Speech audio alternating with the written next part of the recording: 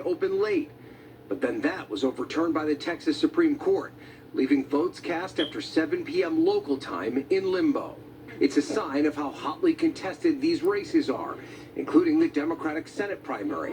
NBC News projecting that State Representative James Tallarico has defeated Congresswoman Jasmine Crockett. This is truly a campaign of, by, and for the people.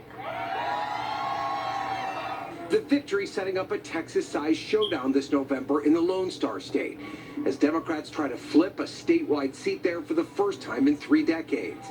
The Republican Senate primary is heading toward a bruising runoff in May, with incumbent Senator John Cornyn fighting for his political survival against State Attorney General Ken Paxton, after neither candidate won a majority of the vote.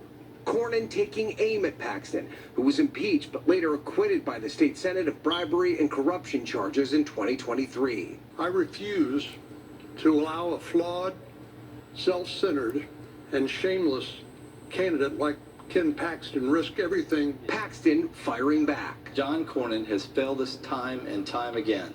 And a stunner on the House side, with Republican Dan Crenshaw, the only Texas GOP House incumbent who did not have President Trump's endorsement, losing his race. In North Carolina, another critical race taking shape, the state's former Democratic governor, Roy Cooper, clinching his party's nomination overnight, facing former Republican National Committee Chair Michael Whatley, who was endorsed by President Trump. Another race heavily influenced by the president.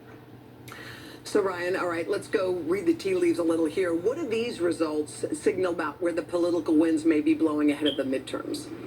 So, we're still several months out from the general election, but the Democrats I spoke to were very pleased with the incredible voter turnout in their primaries last night. For instance, in Texas, with competitive races on both sides of the ballot, more Democrats voted in Texas yesterday than did Republicans, which is rare for that red state.